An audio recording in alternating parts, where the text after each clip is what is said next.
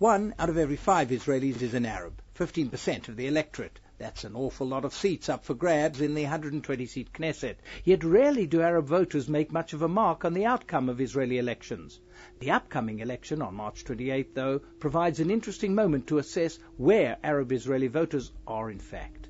Indifference, we're told by pundit after pundit, is currently the dominant force in Arab towns and villages. Indifference, apathy, and disaffection. That's creating concern within the 3 parties that traditionally get most Arab votes, the Communist Party, the Balad or Land Party, also, like the Communists, a strident nationalist list, and the Islamists. There's also not a small bit of concern, even fears, among Jewish Israelis that extremism could take hold. Security chiefs even cautioned that the Hamas victory might adversely affect attitudes among Arab Israeli citizens. Wrong on both counts, it seems to me. It's not a question of apathy, but interest, a matter of where their interest and their interests lie. And above all, that interest seems to be in finding their place within the State of Israel, and of gaining recognition as full and equal citizens.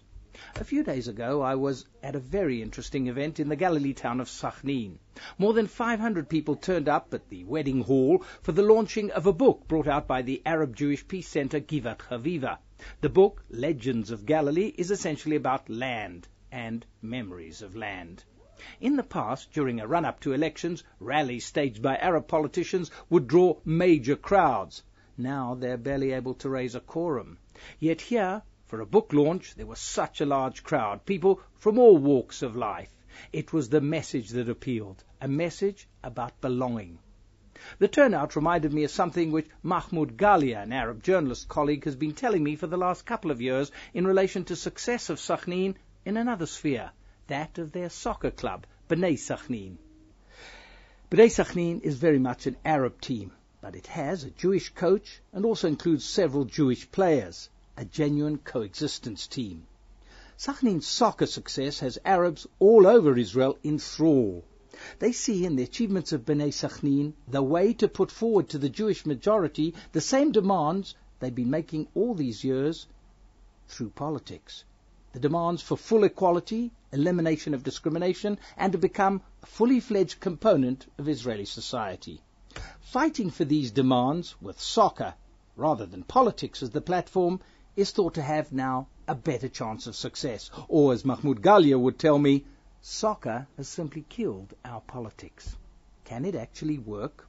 Certainly what many in Israel's Arab community are saying is that their politicians have had their chance, and they have failed. Failed to make the gains expected of them by their constituents.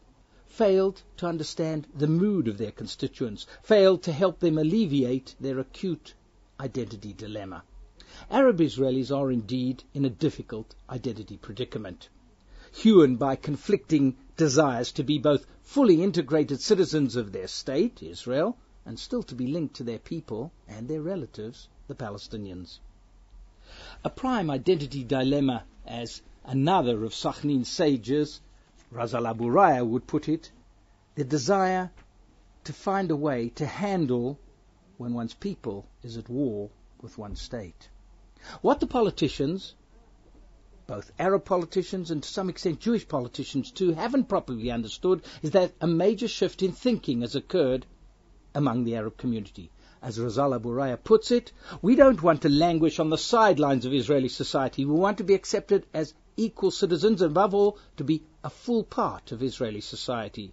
Not just to gain their place in the top league, to use a soccer metaphor, in Israel's top soccer league, but to gain respectability within the league of acceptance of Israeli society. While Arab politicians may be misreading their community, are Jewish politicians reaching out sufficiently? Is the majority ready for the minority that has come knocking on its door?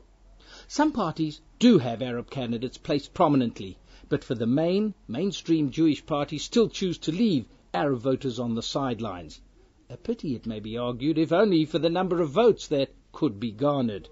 More of a pity still, it seems, if a breakthrough opportunity has been missed, that the minority is, as I suggest, waiting for a chance for full acceptance from the majority in Israeli society, and that chance isn't being properly taken.